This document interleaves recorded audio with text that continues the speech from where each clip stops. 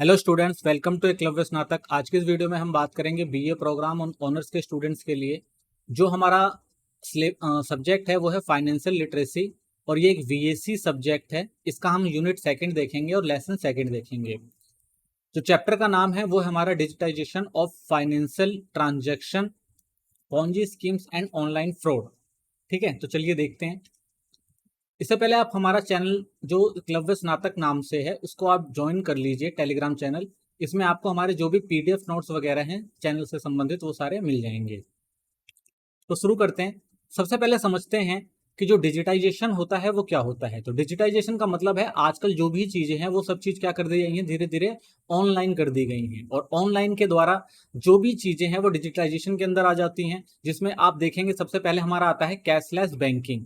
यानी पहले जो हमें बैंक के चक्कर काटने पड़ते थे और बैंक से हमें जो भी पैसा वगैरह होता है वो निकालना पड़ता था, आजकल जो सुविधाएं हो गई हैं वो कैशलेस सुविधाएं हो गई हैं। तो कैशलेस बैंकिंग में क्या होता है कि आप लोगों को फिजिकल करेंसी की जरूरत नहीं होती। जो भी लेन देन होता है वो इलेक्ट्रॉनिक फॉर्म में हम पेमेंट कर सकते हैं उसको। ठीक है ना। इसके अंदर नई नई चीजें आई हैं जैसे credit cards, debit cards, mobile wallets, online banking. तो ये नई सुविधाएं मिली हैं जिससे जो भी कस्टमर है उनको बैंक के धक्के खाने की जरूरत नहीं पड़ती। वो एक जगह बैठकर ही अपनी जो भी ट्रांजेक्शन वगैरह है वो कर सकते हैं। तो बैंक क्या करता है, इसके लिए डेबिट कार्ड और क्रेडिट कार्ड इशूज करता है। ठीक है ना। तो ये जो है सबसे पॉपुलर आजकल कैशलेस जो पेमेंट के सिस्टम है। नई तकनीकों में क्यूआर कोड आया है। क्यूआर कोड जो होता है वो क्विक रिस्पॉन्स होता है। यानी कि इसमें हम क्या करते हैं, हमारे पास एक बार कोड होता है और उसको हम स्कैन करके जो भी हमारी ट्रांजैक्शन वगैरह होती है उनको हम कर सकते हैं। ठीक है ना। तो मर्चेंट्स वगैरह जो होते हैं उनके लिए ये काफी सुविधाजनक है। और एक नई टेक्नोलॉजी जो आई है वो है मोबाइल वॉलेट। मोबाइल वॉलेट में क्या होता है कि आप अपने मोबाइल किसी भी जिसमें भी आपका खाता है, ठीक है ना, तो आप क्या कर सकते हैं उस बैंक के अकाउंट से अपने किसी भी एक ऐप में ई मनी के तौर पर अपने जो भी पैसे हैं वो स्टोर कर सकते हैं। और ये जो होता है फास्ट और रिस्क फ्री कन्वीनियंट होता है। यानी कि आपको जब पेमेंट करनी होती है तो आप फास्ट और रिस्क फ्री इस पेमेंट को कर सकते हैं। आगे हम देखते हैं ई बैंकिंग। तो ई बैंकिंग जो है एक अच्छा सिस्टम है आपके ट्रांजेक्शन को करने के लिए। ठीक है ना। ये जो ई बैंकिंग है उसे हम इलेक्ट्रॉनिक मोड में देखते हैं, यानी इलेक्ट्रॉनिक बैंकिंग भी कहा जाता है, इसलिए इसे हम शॉर्ट फॉर्म में ई बैंकिंग भी कह देते हैं। तो इसके लिए हमें क्या होता है, एक टेलीकॉम नेटवर्क की जरूरत होती है जिसके द्वारा हम कंप्यूटर और मोबाइल से उसको कनेक्ट करके जो भी हमारे बैंकिंग से संबंधित काम होते हैं उनको हम आसानी से कर सकते हैं। तो इसके अंदर जो आता है सबसे पहले आता है मोबाइल बैंकिंग। तो मोबाइल बैंकिंग को हम एम बैंकिंग भी कहते हैं।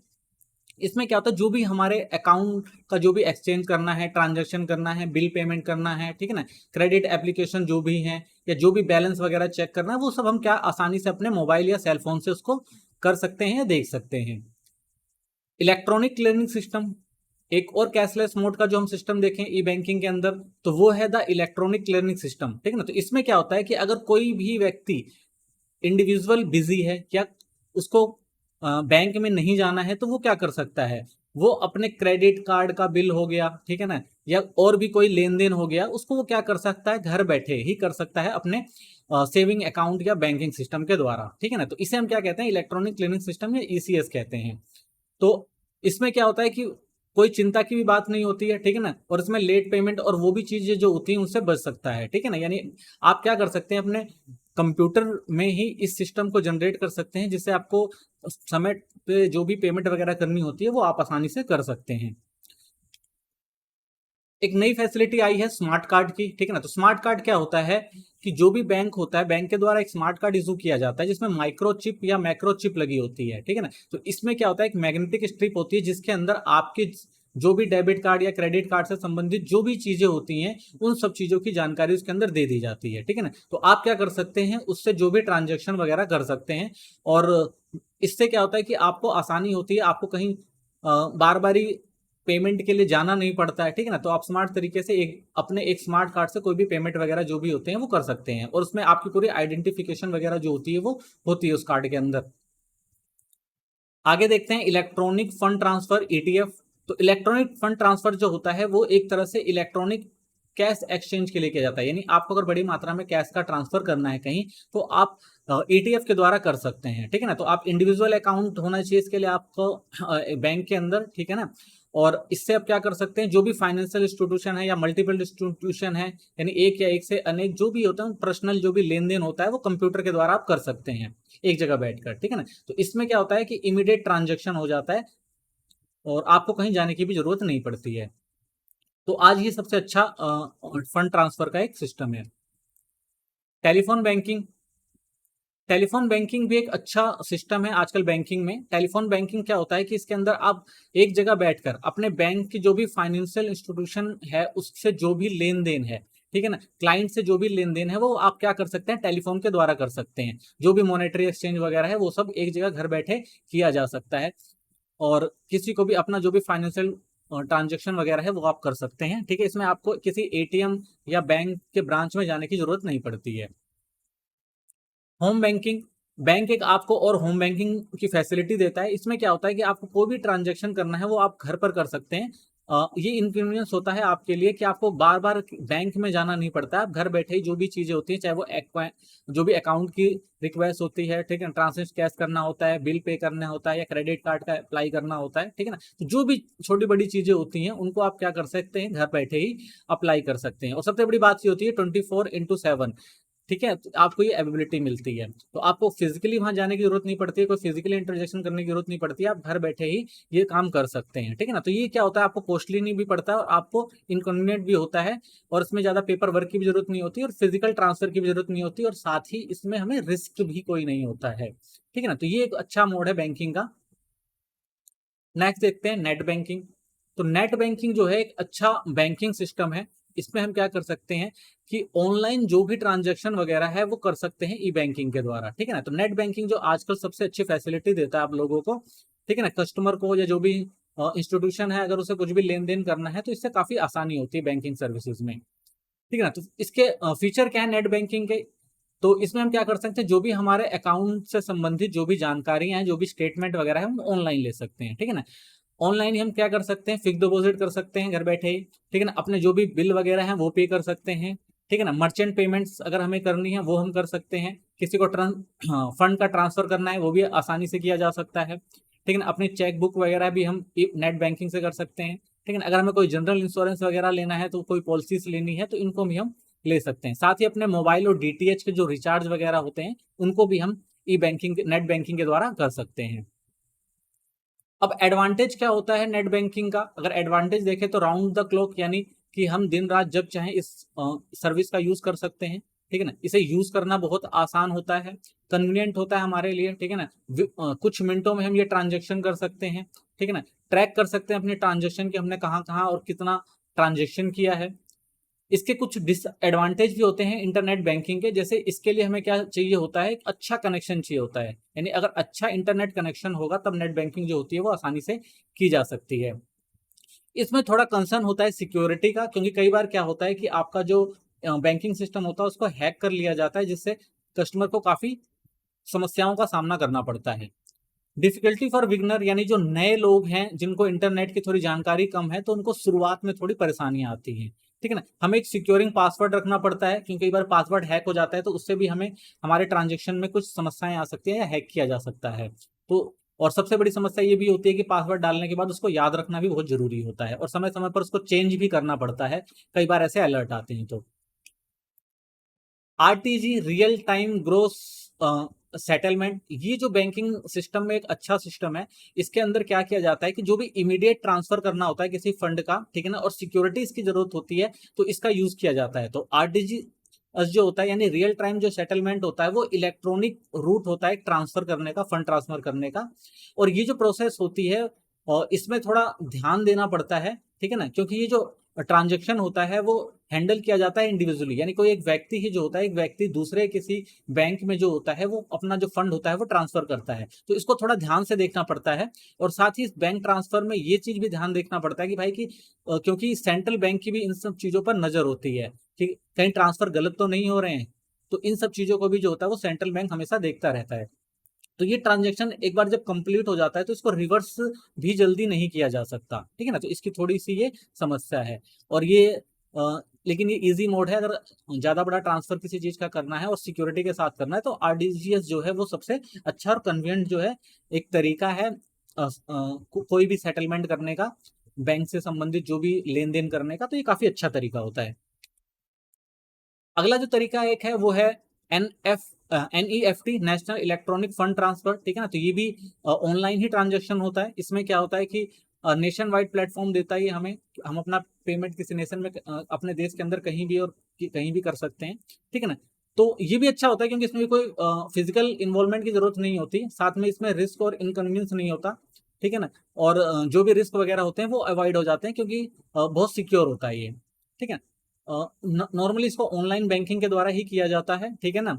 और धीरे धीरे इसकी जो पॉपुलैरिटी है वो भी बढ़ रही है। तो ये अच्छा एक NEFT जो ट्रांसफर का है। इसमें क्या होता है कि एक सर्विस बैंक की जरूरत होती है जिसमें आपका एक IFS कोड की जरूरत होती है, ठीक है ना। आपका जो भी बैंकिंग नेम है, ठीक है ना, अकाउंट होल्डर का, उसकी जरूरत पड़ती है, ठीक है ना। और एक अकाउंट नंबर जो है और उस पर जो उसका नाम है, और साथ ही ब्रांच, किस ब्रांच में उसका अकाउंट है, तो इस इन सब चीजों की जरूरत पड़ती है ट्रांसफर करने के लिए। तो ये बहुत अच्छा ट्रांसफर का एक ऑप्शन होता है और बहुत सिक्योर है, और धीरे धीरे इसकी जो पॉपुलैरिटी है वो आज ज्यादा है। तो आज ज्यादातर लोग जो है NEFT से ही फंड को ट्रांसफर करते हैं क्योंकि ये काफी सिक्योर माना जाता है। अगला जो हमारा एक तरीका है वो है IMPS, इमीडिएट पेमेंट सिस्टम, ठीक है ना। आजकल क्या होता है, हमें तुरंत ट्रांसफर की जरूरत होती है, और इमीडिएट ट्रांसफर के लिए हमारे पास, हमें अगर हम बैंक नहीं जा सकते हैं या घर पर नहीं बैठे हैं, तो उसके लिए भी बैंक ने काफी अच्छी फैसिलिटीज दी हुई हैं। इसमें नॉर्मली जो होता है मोबाइल से ही अपनी पेमेंट कर सकते हैं, ठीक है ना। तो ये भी एक इलेक्ट्रॉनिक फंड ट्रांसफर सर्विस जो मोबाइल के द्वारा प्रोवाइड करी जाती है, ठीक है ना। तो इसमें क्या होता है, मोबाइल एक SMS या मोबाइल बैंकिंग के द्वारा हम क्या कर सकते हैं, जो भी हमारे अकाउंट से संबंधित चीजें हैं उनको हम देख सकते हैं और सिक्योर कर सकते हैं। तो इस सर्विस का उपयोग जो है कस्टमर वो को करने से पहले, सबसे पहले क्या करना पड़ता है, खुद को रजिस्टर करना पड़ता है IMPS सर्विसेज से। यानी आप अगर बैंकिंग ऐप यूज कर रहे हैं तो उसमें आपको IMPS सर्विसेज को क्या करना पड़ता है, एक्टिवेट करना पड़ता है, ठीक है ना। उसके बाद फिर क्या कर सकते हैं, जो भी आपका फंड ट्रांसफर है वो क्विक अपने मोबाइल से आराम से कर सकते हैं। अगला जो हमारा बैंकिंग से संबंधित है वो है ATM। तो ATM ज्यादातर जो होता है, इसे हम क्या कहते हैं, इसे कहते हैं ऑटोमेटिक टेलर मशीन, ठीक है ना। तो अगर सामान्य शब्दों में इसको देखा जाए तो हम कह सकते हैं एनी टाइम मनी, यानी जब हमें मनी की जरूरत है तो हम क्या कर सकते हैं, ATM से जाके मनी को, फिजिकल मनी को क्या कर सकते हैं, निकाल सकते हैं, ठीक है ना। तो नॉर्मली जो हमारा ATM होता है वो क्या देता है, पेमेंट, फिजिकल पेमेंट करता है वो, यानी कि हम ATM से अपने जो भी डिपॉजिट वगैरह हैं उनको क्या कर सकते हैं, रिलीज कर सकते हैं या निकाल सकते हैं। तो इसके लिए हमें क्या करना पड़ता है, हमें बैंक को विजिट करना पड़ेगा, ठीक है ना। या बैंक में भी ATM होते हैं, या नॉर्मल किसी भी छोटी बड़ी जगहों पर हमें बैंकिंग से संबंधित चीजें मिल जाती, ATM मिल जाते हैं जहां से हम अपना जो भी हमारा कैश वगैरह होता है वो निकाल सकते हैं, ठीक है ना। और हम किसी भी बैंक की कोई भी ब्रांच हो या कोई भी बैंक हो, किसी भी बैंक से हम अपने ATM के थ्रू पैसा निकाल सकते हैं, ठीक है। तो बैंक भी क्या करता है, समय समय पर जो भी हमारी डिटेल होती है उसको क्या करता है, वो दिखाता रहता है कि भाई कि हमने कितना पैसा निकाला ATM से। ये सब चीजों SMS के थ्रू हमारे मोबाइल पर भी आ जाता है, ठीक है ना। तो इसके लिए इसकी सिक्योरिटी भी जरूरत होती है क्योंकि हमें इसके लिए डेबिट और क्रेडिट कार्ड की जरूरत होती है, क्योंकि डेबिट क्रेडिट कार्ड का यूज करके ही हम ATM से कैश निकाल सकते हैं, ठीक है ना। तो इसके लिए हमें क्या करना पड़ता है, पहले एक पिन जनरेट करना पड़ता है, ठीक है ना। तो ये जरूरी होता है क्योंकि ताकि हम वो जो हमारा क्रेडिट कार्ड या डेबिट कार्ड है उसका कोई और यूज ना कर सके। तो इसके लिए उसमें एक पिन जनरेट करी जाती है ताकि जो भी कैश वगैरह निकालना है वो सिर्फ इंडिविजुअल, यानी जो उसका यूज कर रहा है वही निकाल सके, ऐसा नहीं किसी और के हाथ में लग जाए तो वो भी उससे फंड ट्रांसफर कर सके या फिर मनी को निकाल सके। तो आगे समझते हैं डेबिट कार्ड और क्रेडिट कार्ड क्या होता है। तो डेबिट कार्ड और क्रेडिट कार्ड जो यूज किया जाता है ये भी एक तरह से हमारे बैंकिंग सिस्टम को एक अच्छे से मैनेज करने के लिए बनाया गया है ताकि आराम से कस्टमर को कोई लेन देन में कोई समस्या ना हो। तो सबसे पहले समझते हैं डेबिट कार्ड क्या होता है। तो debit card is linked directly to the card holders bank account. तो ये बैंक अकाउंट से जुड़ा होता है जो भी हमारा डेबिट कार्ड होता है। तो डेबिट कार्ड के अंदर क्या होता है कि हमें इमीडिएटली जो भी पैसा वगैरह डेबिट करना या निकालना होता है कार्ड होल्डर को सेविंग अकाउंट से, तो उसके लिए दिया जाता है कि एक ऐसा कार्ड बना के दे दिया जाता है डेबिट कार्ड कि अगर कभी पैसे की जरूरत है तो बिना बैंक आए किसी भी ATM के द्वारा जो कस्टमर है वो पैसे को निकाल सकता है, ठीक है ना। तो किसी भी ATM से वो विड्रॉ कर सकता है कैश, ठीक है ना।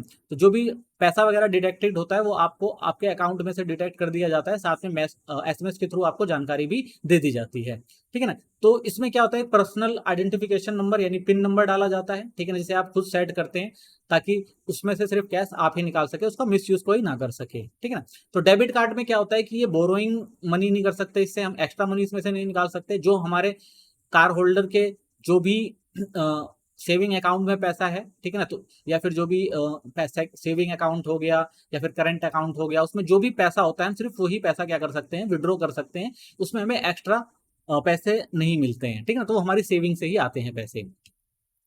आगे जानते हैं क्रेडिट कार्ड क्या होता है। तो क्रेडिट कार्ड जो है ये एक तरह से कहा जाए तो एक बोरो मनी होती है, यानी हम इसमें से क्या कर सकते हैं, क्रेडिट कार्ड यानी हम क्या करते हैं, पहले पैसा उधार में लेते हैं और बाद में क्या करते हैं, इसको चुकाते हैं। तो जो हमारा क्रेडिट कार्ड होता है तो उसमें बैंक क्या करता है, क्रेडिट लिमिट देता है कि भाई इस लिमिट तक ही आप क्या कर सकते हैं, इसमें से पैसे की शॉपिंग या जो भी चीज कर सकते हैं। तो इसमें नॉर्मली क्रेडिट कार्ड से लोग, कार्ड होल्डर क्या करता है, वो शॉर्ट टर्म लोन ही लेता है कुछ समय, यानी उसका एक बिल आता है जो उसे मंथली पे करना पड़ता है, ठीक है ना, तो जो भी कॉस्ट ऑफ द ट्रांजेक्शन होती है उसको क्या करता है, वो मंथली इसको पे करता है।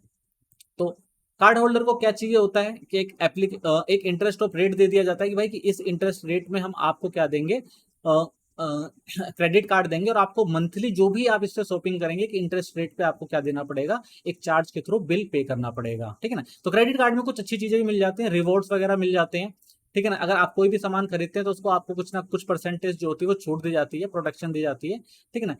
तो आपकी क्रेडिट हिस्ट्री जितनी अच्छी होती है उतना अच्छा आपको लोन प्रोवाइड किया, उतना अच्छा क्रेडिट की लिमिट दी जाती है। आप जितना जैसे जैसे आपकी क्रेडिबिलिटी बनती जाती है वैसे वैसे आपकी लिमिट जो होती है वो भी बढ़ा दी जाती है क्रेडिट कार्ड पे बोरो की। तो डेबिट कार्ड जो होते हैं उसमें भी एक पिन ट्रांजेक्शन जरूरी होता है, क्योंकि ये भी इसका भी मिसयूज हो सकता है, तो इसके लिए भी क्या बनाया जाता है, एक पिन नंबर दिया जाता है इसके अंदर भी। तो सभी ट्रांजेक्शन के लिए उसको भी क्या जरूरत, इसमें भी क्या जरूरत होती है, एक पिन की जरूरत होती है, तभी ये ट्रांजेक्शन जो होते हैं वो हमारे कंप्लीट होते हैं। आगे देखते हैं बैंकिंग से संबंधित एक और, ऐप बेस्ड पेमेंट सिस्टम। तो आज के टाइम में ऐप बेस्ड पेमेंट सिस्टम जो है वो काफी ज्यादा मार्केट में चल रहा है, क्योंकि ये जो है रियल डिजिटलाइजेशन करता है प्लेटफॉर्म का, क्योंकि इस टाइम जो है मोबाइल एप्लीकेशन ने जो है बहुत ज्यादा फाइनेंशियल सेक्टर में या यूं कहें बैंकिंग सेक्टर में अपनी पैठ जमा ली है। तो इलेक्ट्रॉनिकली जो है आजकल ट्रांजेक्शन वगैरह है जो ज्यादा होते हैं, तो ट्रांसफर मनी, पेइंग बिल्स और जो भी परचेज करने हैं, चाहे गुड्स हो गई चाहे सर्विस हो गई, तो इनके लिए आजकल हम ज्यादातर जो है किस पे निर्भर हो गए हैं, ऐप पर निर्भर हो गए हैं। तो ऐप बेस्ड पेमेंट सिस्टम बहुत सारे निकल कर आए हैं और नई नई टेक्नोलॉजी आ रही है और नए नए सिक्योरिटी फीचर आ रहे हैं जिनसे क्या हो सकता है, हम आसानी से जो भी हमारा लेन देन है वो कर सकते हैं। तो जो ऐप बेस्ड पेमेंट सिस्टम है आज के जमाने में वो कुछ ज्यादा ही देखने को मिलता है हमें, ठीक है ना। तो बैंकिंग सिस्टम में जो, अगर हम ऐप संबंधित बातों, ऐप संबंधित ट्रांजैक्शन को देखें तो इसमें यूपीआई जो आता है वो सबसे पहले आता है। तो आजकल के टाइम में यूपीआई यानी यूनिफाइड पेमेंट इंटरफेस ये सबसे इंपॉर्टेंट हो गया है फाइनेंशियल सेक्टर में, क्योंकि सभी स्मार्टफोन में इसका यूज होता है, ठीक है ना। तो वर्चुअली क्या होता है, एक डेबिट कार्ड बना दिया जाता है इसके अंदर, तो इसमें आप क्या कर सकते हैं, इंस्टेंट मनी ट्रांसफर कर सकते हैं, ठीक है ना, चाहे बैंक टू बैंक पेमेंट कर सकते हैं, ठीक है। तो इसके अंदर क्या होता है, मोबाइल ने क्या किया, एक बैंकिंग सिस्टम को बहुत अच्छा बना दिया है, तो इसमें पेमेंट करना बहुत आसान हो गया है, एक जगह रहकर आप आराम से पेमेंट कर सकते हैं। तो इसमें क्या करना पड़ता है, आपको किसी भी बैंक के थ्रू यूपीआई आईडी क्रिएट करनी पड़ती है और उस यूपीआई आईडी के थ्रू आपको क्या कर सकते हैं, पैसे को रिसीव कर सकते हैं और सेंड कर सकते हैं। तो इसमें भी आपको क्या चाहिए होता है, एक 4 डिजिट नंबर दिया जाता है ताकि आपके सिक्योरिटी को ध्यान में रखा जा सके। तो सिक्योरिटी को ध्यान में रखते ही और ट्रांजैक्शन करी जाती है। तो यूपीआई जो है आज के जमाने में सबसे अच्छा पेमेंट ऑप्शन बनकर आया है। बात करते हैं कि जो हमारे पेमेंट ऑप्शन यूपीआई है उसका बेनिफिट क्या है। तो इसमें एक चीज ये है कि 2 फैक्टर ऑथेंटिकेशन मिलता है, यानी इसमें सिक्योरिटी फीचर अच्छा है कि हम जिसे चाहें उसे ही ट्रांसफर कर सकते हैं। यूनिवर्सल एप्लीकेशन है, ट्रांजेक्शन हम कहीं भी आसानी से ट्रांजेक्शन कर सकते हैं, ठीक है ना। और इसका इंफ्रास्ट्रक्चर जो होता है वो काफी अच्छा है। सेफ सिक्योर्ड है, यानी कि हम आसानी से इसको देखकर समझकर कर सकते हैं, तो सेफ रहता है ये, ठीक है ना। और payment basis single unique identifier है, यानी हम आसानी से देखकर सिंगल यूज के द्वारा इसको यूज कर सकते हैं ताकि हमारा ट्रांसफर जो है वो कहीं गलत जगह ना हो जाए। इनेबल सीमलेस मर्चेंट ट्रांजेक्शन, ठीक है ना। तो इसमें मर्चेंट्स वगैरह को सबसे आसानी होती है कि बिना रोक टोक के कुछ भी लेन देन ये आसानी से कर सकते हैं। बेनिफिट फॉर कस्टमर्स अगर हम बात करें तो इसका जो है कस्टमर को क्या फायदा होता है, राउंड द क्लॉक, यानी सुबह शाम जब चाहे इसको आराम से यूज किया जा सकता है। सिंगल एप्लीकेशन होता है, एक ही एप्लीकेशन में बहुत सारी चीजें मिल जाती हैं, ठीक है ना। और हम बहुत सारे डिफरेंट अकाउंट को भी इसमें क्या कर सकते हैं, ऐड कर सकते हैं। वर्चुअल आईडी मिलती है, ठीक है ना। तो इसके लिए हमारे पास क्या होता है कि इसकी जो भी चीजें होती हैं उनको सेफ रखा जा सकता है, ठीक है ना, सिक्योर रखा जा सकता है। सिंगल क्लिक ऑथेंटिकेशन होता है, यानी एक सिंगल चीज में हम जो चाहें वो ट्रांसफर कर सकते हैं। राइज कंप्लेंट मोबाइल ऐप, अगर हमें लगता है कि हमारे से कोई समस्याएं हुई हैं तो हम उसकी कंप्लेंट वगैरह जो भी है वो भी रजिस्टर्ड कर सकते हैं ऐप के द्वारा। तो ये भी हमें सुविधाएं मिल जाती हैं इसके अंदर। मर्चेंट को इससे क्या फायदा होता है? तो मर्चेंट को इससे सबसे ज्यादा फायदा है, क्योंकि इसमें क्या होता है कि इसमें जो फंड कलेक्शन होता है, वो जो होता है लेन देन होता है, वो बिना किसी रोक टोक के हो जाता है। तो मर्चेंट को इसमें बहुत ज्यादा आसानी होती है लेन देन करने में, ठीक है ना। इसमें रिस्क भी नहीं होता है, ठीक है ना। कस्टमर जो होता है वो वर्चुअली एड्रेस के द्वारा अपने जो भी चीजें होती हैं उनको सिक्योर करके रख सकता है, ठीक है ना। चाहे वो ई कॉमर्स हो या एम कॉमर्स हो, ट्रांजेक्शन हो, ठीक है ना, तो इलेक्ट्रॉनिक मोड हो या कोई भी मोड हो, तो उसमें वो क्या कर सकता है, आराम से जो भी लेन देन है वो कर सकता है। तो उसको आसानी होती है इसके अंदर, ठीक है ना। Resolve the COD collection problem, ठीक है ना। तो जो हमारी कैश ऑफ डिमांड होती थी उसको इसने काफी रोका है, कि हमें कई बार क्या होता है कैश को लेकर देना पड़ता था और लेके जाना पड़ता था, तो इसको इसने क्या किया है, काफी हद तक कम किया है। Single click to F A facility customer seamlessful, यानी इसमें क्या मिलता है, टू एफ फैसिलिटी मिल जाती है, टू फैक्टर ऑथेंटिकेशन मिल जाता है, आसानी से ट्रांजेक्शन हो जाता है, ठीक है ना, और सिक्योर होता है। तो इससे क्या होता है, मर्चेंट्स को काफी फायदा होता है इन ऐप पेमेंट। और एक तो जो ऐप है उसी के अंदर जो भी मर्चेंट होता है उनको पेमेंट मिल जाती है, तो ये भी उनके लिए क्या होता है, काफी आसान रहता है। डिजिटल वॉलेट, तो एक नया सिस्टम आया है बैंकिंग सिस्टम में, वो है डिजिटल वॉलेट, जिसे हम ई वॉलेट भी कहते हैं, ठीक है ना। ये सॉफ्टवेयर बेस्ड सिस्टम होता है। इसके अंदर क्या होता है, पेमेंट की जो भी हम पेमेंट हो, जो भी हमारे पास पैसा होता है, हम क्या कर सकते हैं, इसके अंदर स्टोर कर सकते हैं।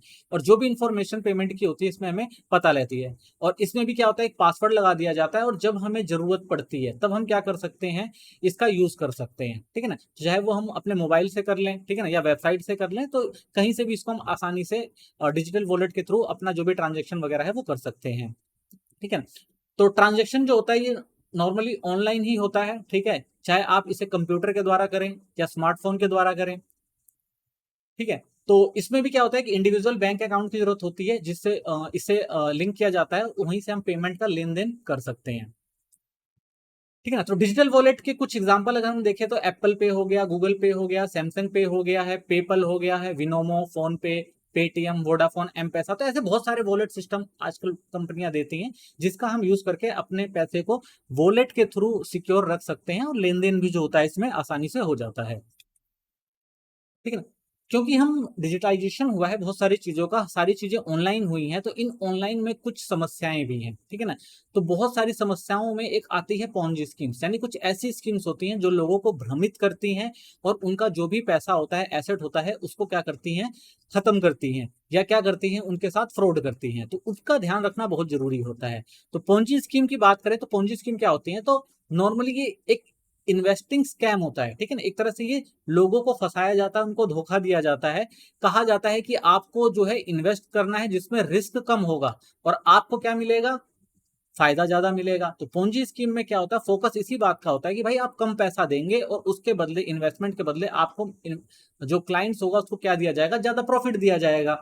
तो लोग क्या होते हैं, इसमें फंस जाते हैं, और इस स्कैम में फंसने के बाद उनका जो भी मनी होता है वो क्या होता है, वो लेके लोग क्या करते हैं, फ्रॉड कर देते हैं। तो पोंजी स्कीम की अगर बात करें तो ये जो शुरू हुआ था वो चार्ल्स पोंजी के द्वारा शुरू किया था, जिसने एक इन्वेस्टर था जिसने लोगों को बेवकूफ बना के 1920s में बड़े पैमाने पर पोस्टेड स्टैम्प के द्वारा क्या किया, फंड इकट्ठा किया, और उसके बाद फिर क्या हुआ, वो फंड लेके फरार हो गया। तो सबसे इसको क्या कहा जाता है, पॉन्जी स्कीम कहा जाता है। यानी जो इन्वेस्टर को क्या देती है, एक बड़ा फायदा दिखाने के लिए कम इन्वेस्टमेंट में लोगों को अपने जाल में फंसाती है, और उसके बाद उनके साथ स्कैम करती है। तो इनका ध्यान रखना भी बहुत जरूरी हो जाता है। और ऑनलाइन में तो आजकल ये कुछ ज्यादा ही है, और बैंकिंग में तो हमें काफी देखने को मिलता है। तो इनसे बचने के लिए हमें क्या करना पड़ता है, तो इनसे बचने के लिए हमें बहुत सारी चीजों को देखना पड़ता है। तो पोंजी स्कीम में इन्वेस्टमेंट करने से पहले, या फिर इन्वेस्ट, वैसे तो इन्वेस्टमेंट करना ही नहीं चाहिए, लेकिन कभी भी अगर ऐसी कोई स्कीम आपके पास आती है तो उनमें बहुत सारा ध्यान रखना पड़ता है कि ये लोग किस तरह से लोगों को बेवकूफ बनाते हैं, ठीक है ना। तो ये क्या करते हैं, हाई रिटर्न की बात करते हैं, ठीक है ना, लिटिल रिस्क, यानी कहते हैं कि भाई रिस्क बहुत कम है और आपको हाई रिटर्न मिलेगा, ठीक है ना। और लोग क्या कहते हैं कि भाई मार्केट से ज्यादा आपको क्या दिया जाएगा, जितनी मार्केट है उससे ज्यादा जो है आपको पैसा दिया जाएगा इन्वेस्टमेंट के तौर पर। तो investment have not been registered, सबसे बड़ी बात होती है कि ये जो होते हैं वो रजिस्टर्ड नहीं होते, तो इसलिए इनकी सिक्योरिटी की कोई जो होती है वो गारंटी नहीं होती है। इन्वेस्टमेंट स्टडी ये क्या करते हैं, सीक्रेट और डिस्क्राइब और कॉम्प्लेक्स टू एक्सप्लेन, ठीक है ना। तो इनको के पास कोई ऐसा कुछ होता नहीं है कि वो इसको क्या कर सके, एक्सप्लेन कर सके। बस ये क्या करते हैं, स्ट्रेटेजी बनाते हैं किस तरह से लोगों को बेवकूफ बनाया जा सके। तो client not allowed to view official paper work, ठीक है ना। तो यहां तक कि क्या होता है कि लोग अपने ऑफिशियल पेपर वर्क भी नहीं देखते और क्या करते हैं, सीधा इन्वेस्टमेंट कर देते हैं, और इस जाल में क्या होते हैं, वो फंस जाते हैं, ठीक है ना।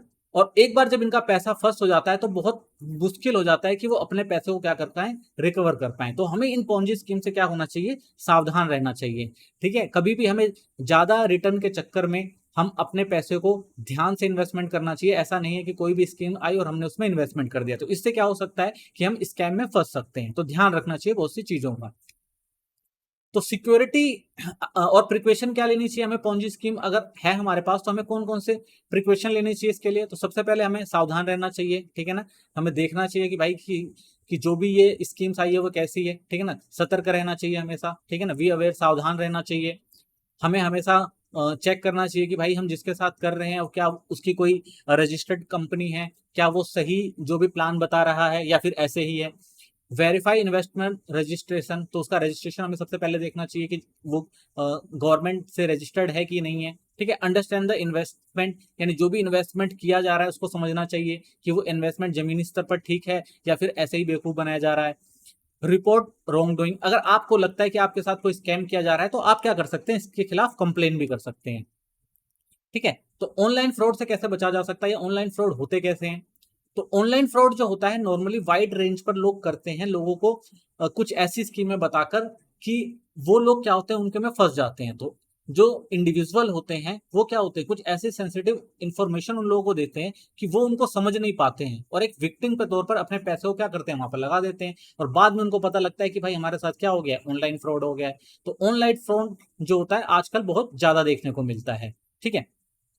तो इसमें क्या करा जाता है कि सबसे पहले आता है फिशिंग। तो फिशिंग में क्या करते हैं ये लोग, फॉर्मेट ईमेल और मैसेज भेजते हैं, ठीक है ना। तो सबसे पहले क्या करेंगे, आपको अ, ऐसा चारा डालेंगे आपको कि आप इनके ईमेल के जाल में फंस जाएंगे। ये लोग क्या करते हैं, बैंक या गवर्नमेंट एजेंसियों से रिलेट करके अपने आप को क्या करते हैं, आपको भेजते हैं कि भाई आप क्या करें कि ये हमारी बैंकिंग सिस्टम है, हम एसबीआई से बोल रहे हैं या फिर हमारा जो आपको ये स्कीमें ले लेनी चाहिए। तो आपको जब भी ऐसा लगे तो आप क्या कर सकते हैं, अपने गवर्नमेंट एजेंसीज को क्या कर सकते हैं, बता सकते हैं कि भाई इस तरह से आपको फेक मेल आ रहे हैं, ठीक है ना। तो इनसे सावधान रहना बहुत जरूरी होता है, ठीक है ना। तो लोग क्या करते हैं, फेक वेबसाइट बना लेते हैं, गवर्नमेंट की फेक वेबसाइट बना लेते हैं या कोई ऐसी वेबसाइट बना लेते हैं जिसमें लोगों का डाटा क्या करते हैं, वो स्टोर करके और उसके बाद क्या करते हैं, उनको फ्रॉड, उनके साथ फ्रॉड करके उनके जो भी एसेट या मनी वगैरह होती है उसको एक्सप्लॉइट कर देते हैं।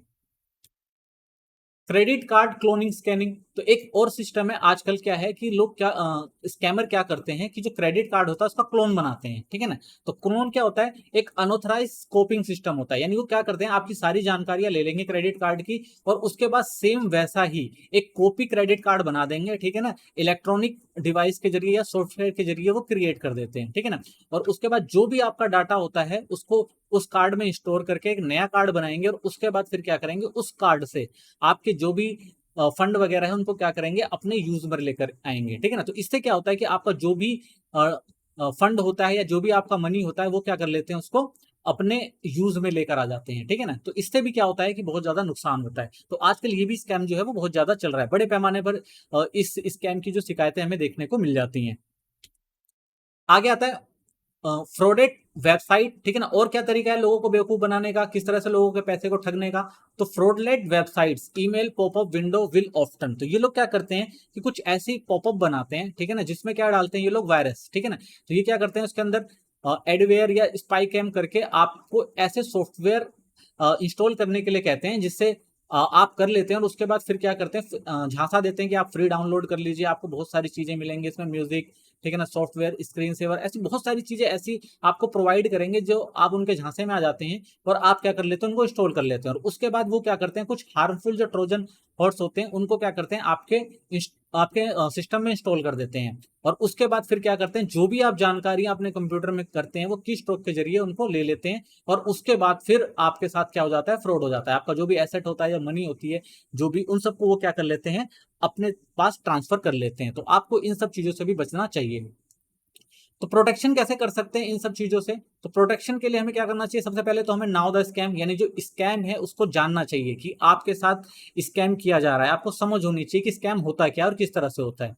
दूसरा, एक्टिवेट पॉपअप विंडो ब्लॉकर, हमें क्या करना चाहिए कि हमें ऐसा पॉपअप ब्लॉकर विंडो ऐड करना चाहिए कि हमारे पास कोई भी जो ऐसे पॉपअप भेजे जाते हैं जो हमें आकर्षित करें, उनको हमें क्या करना चाहिए, बंद करना चाहिए।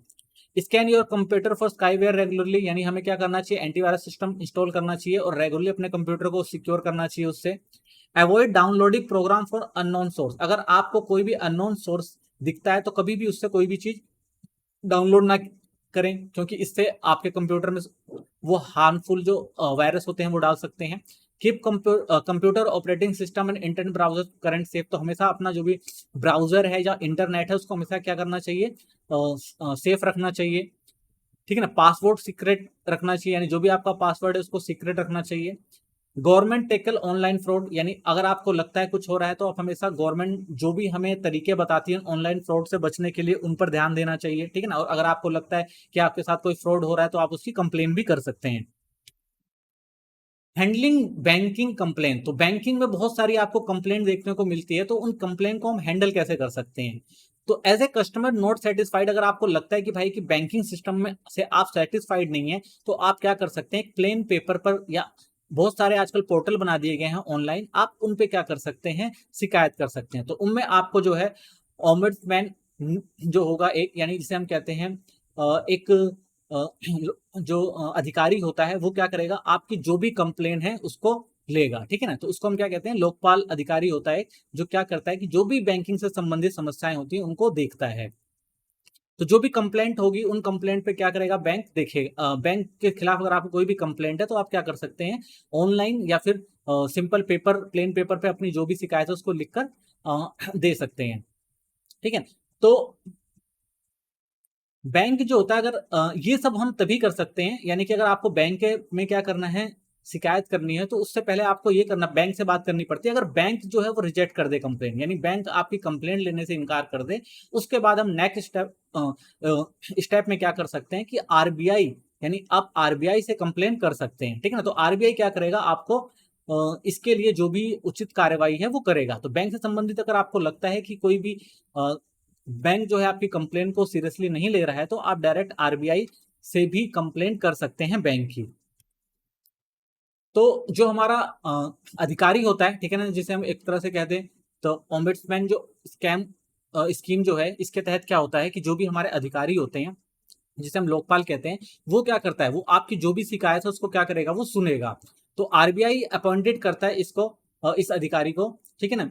और जो भी आपके सॉल्यूशन है, जो भी आपकी कंप्लेन है बैंक से रिलेटेड, ठीक है ना, वो इनको दी जाती है। और साथ ही ये कहा जाता है कि ये बैंक ने अगर आपकी कंप्लेन नहीं देखी है तो बैंक से ये क्या कहेगा कि 30 दिन के अंदर, ठीक है ना, जो भी कंप्लेन है उस पर कोई ना कोई सुनवाई की जानी चाहिए। ठीक है ना। तो अगर कंप्लेन आपकी रिजेक्ट हो जाती है तो ये तो कस्टमर क्या कर सकता है, यहां पर जाकर क्या कर सकता है, अपने इस अधिकारी के पास जाकर अपनी जो भी शिकायतें हैं वो क्रिएट कर सकता है। तो वो क्या करेगा, आपकी जो भी समस्या है उसको सुलझाने में पूरा सहयोग देगा। थैंक्स फॉर वॉचिंग, आज के लिए इतना ही, मिलते हैं नेक्स्ट वीडियो में। Thank you.